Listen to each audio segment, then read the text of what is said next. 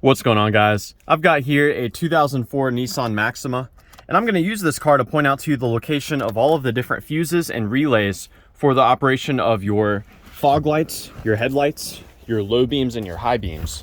So we're going to begin by inspecting two different fuses that are to the left of the steering wheel. So we just hinge this downward like so.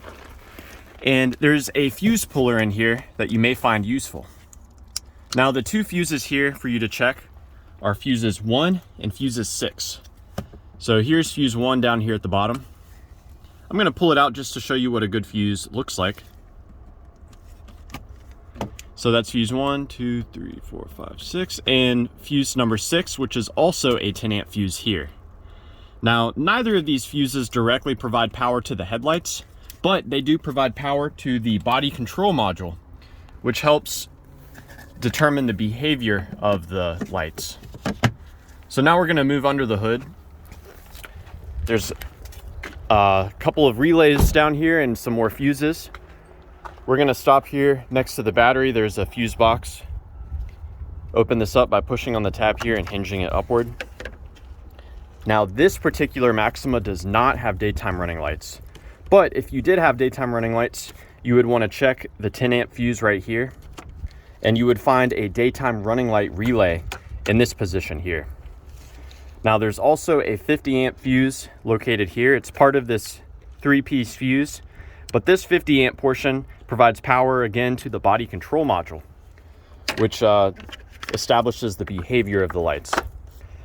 Now the high beam, the low beam relays, the fog light relays, as well as some fuses particular to those circuits are all in here.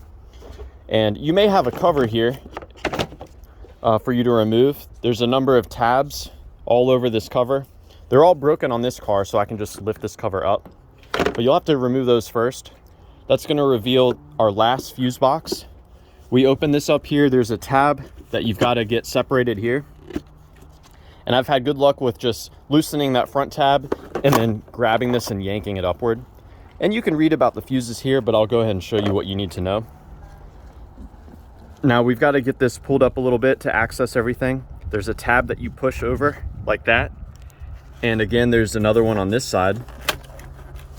That is going to free this. This is actually a combination computer and fuse box assembly. So that's going to free it up. Now let's talk about the relays. There are 3 relays here. We've got our low beam relay, our high beam relay, and all the way down here on the bottom left, that is the fog light relay. So that's the fog light relay right there. Now moving on to the fuses. We've got 2 10 amp fuses that provide power for the high beams.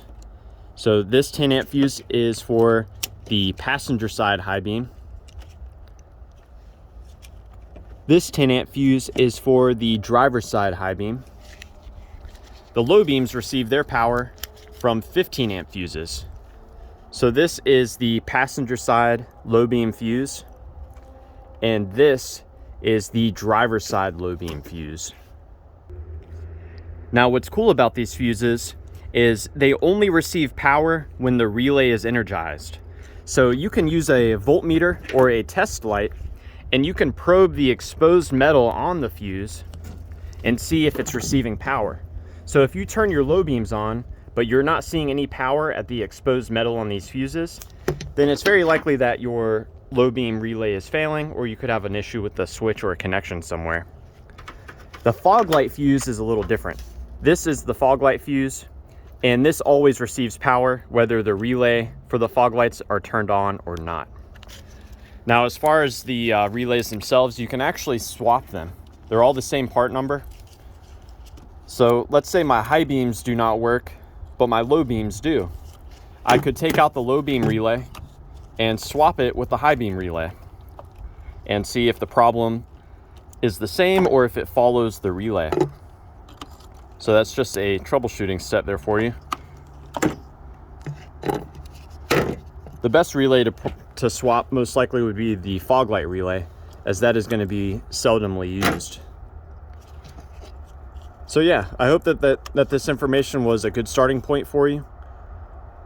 Please do comment down below if you have any questions or advice, and thanks for watching.